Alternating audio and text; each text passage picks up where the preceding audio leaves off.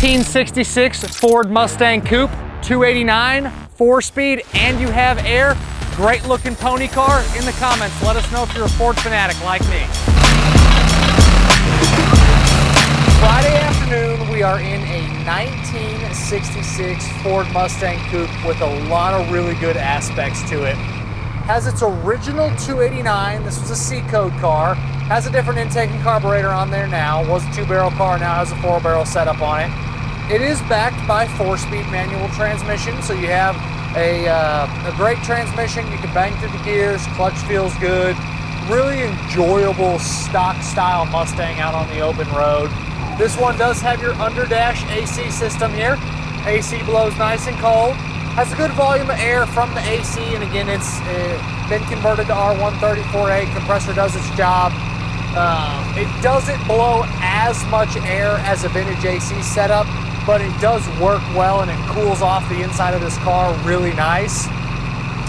Power steering, and this one is manual drum brakes all the way around, so if I was going to upgrade anything mechanically, I would go to a power disc brake conversion setup up front. Not an expensive thing to do on a first generation Mustang, and it is well worth the small investment. The drum brakes do work well, but you do have to push the pedal a little bit harder. That AC is it's really nice and cold. I got it on right now, and I'm actually going to turn it down a little bit. I don't need to be frozen out in here while we're driving. These underdash units are really efficient, so once it gets going there, the air is nice and cold. Comfortable, as you can see out on the open road, easy Mustang to drive. On the interior, stock style black interior. This car was redone a number of years ago. We have all kinds of receipts and paperwork for pretty much everything that was done. And it looks like, I gotta go back and look at the receipts, but I wanna say this car was done back in like the 90s. So a little bit of an older redone car, but it's ironed out mechanically, so that's how I like to find them. Interior, again, you have a little nick here on the edge of the passenger seat up front. The lower portion of the passenger side door panel kind of kicks out a little bit.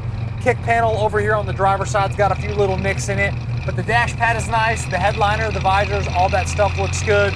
You have your really nice Mustang steering wheel with your little 3 prongs for the horn, factory gauges, and one of the coolest things about this is it has the rally pack with the clock and the tach over on the left here. Speedometer, fuel gauge, oil pressure, voltage, and temperature gauge are all factory, which work like they should. Again, underdash AC unit, and then you have an aftermarket Sony stereo. Carpet looks good, floor mats look good, back seat is nice. Carpet's a little bit older as well, but it kind of goes along with the rest of the interior. This car was, again, all redone a long time ago, but it still shows well on the interior, and it's a comfortable car to sit in. The seat foam feels good. You do have this aftermarket center console here with the little GT emblem in it, and then another little aftermarket console around the Hurst shifter up front. Top of the door panels have a little bit of age to them as well, but nothing that I would worry about ever redoing because it does show nice. Few small things are not working. The reverse lights do not work. The washer fluid sprayers do not work. And then the heater controls are a separate control compared to the AC unit under the dash. The heater does work, but the volume of air for the heat is a little bit limited. We are warmed up. We're gonna go ahead and get in the throttle here in just a second while we wait for these last few cars. As far as that does it work section, those 3 things that I just talked about, you will see a screenshot of the does it work section in a couple different places, but the easiest way to find it is scroll to the very bottom of the page. You'll see that additional media section. There'll be a screenshot of the does it work section as well as motor numbers, VIN numbers on the car, imperfections. So make sure you guys check that out. But we're gonna go ahead and get in front of this FedEx truck here.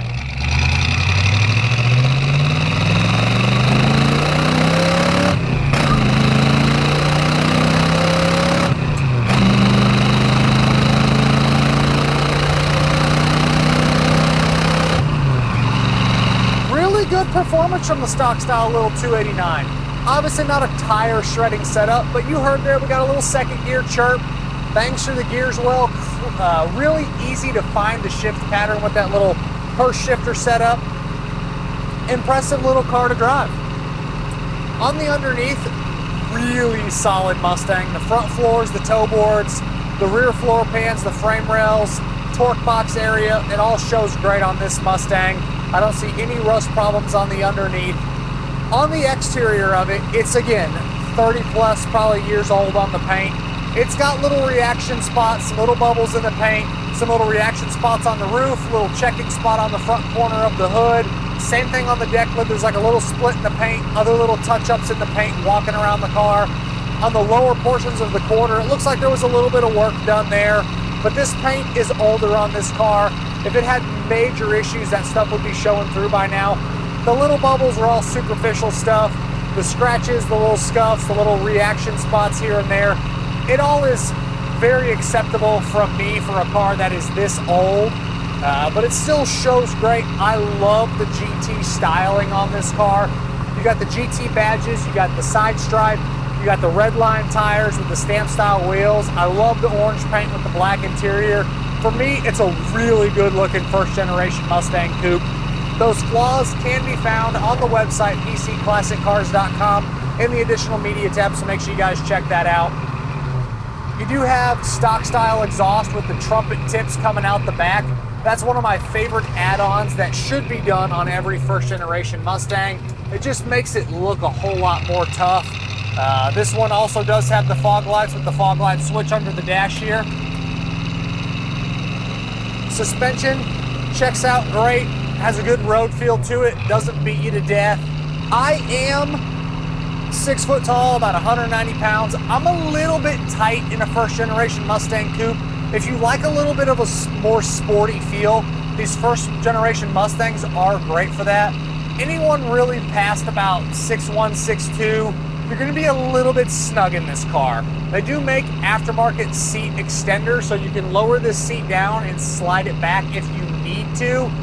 The next generation Mustang, the 67, it's not a generation, but the next body style where they got a little bit larger, the 67, 68, you have a little bit more room, but I'm still comfortable in this car and there's a lot of room between me and the steering wheel. So if you are a little bit taller, a little bit larger than me, you would still be fine in here. Just after that, it gets a little bit cramped. But the seat foam feels good, clear and easy to see out of the windshield. A few little nicks in the glass, a couple little wiper marks on the passenger side over there. Little bit of vent window noise from both the vent glasses. Side windows again roll up and down like they should. Back glass is clear and easy to see out of. Turn signal switch works like it should. You click it on. You do have to manually click it off like most of these, but the turn signals do work. We're going to downshift a second here.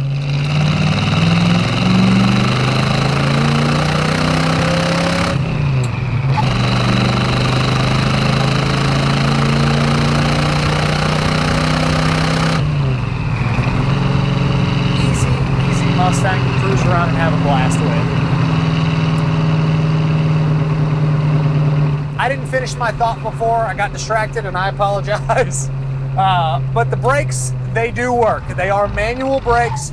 You do have to get on the brake pedal a little bit more just because it is manual drums, but it does stop the car. And then the power steering works like it should. A disc brake conversion, again, is the first thing I would do on this one. You do already have the cold AC, and I love these cars with a 4-speed.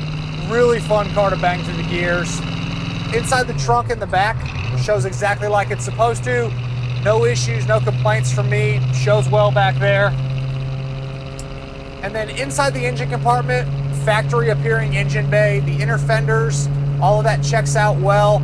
You do have your VIN stamp, which is the correct VIN stamp, in the inner apron over on the driver's side there. The firewall is clean. The engine bay itself is very sanitary. The fluids look good. The charging system is doing its job. All of the plumbing, the wiring, belts and hoses, all again check out exactly like you'd want them to. Overall, this is a fantastic first generation Mustang. Love the color combo. Love all of the receipts and paperwork that we have on this one. All kinds of good stuff that's been kept in a 3-ring binder that will go with the car. Let's see if we can't wind up this 289 a little bit here.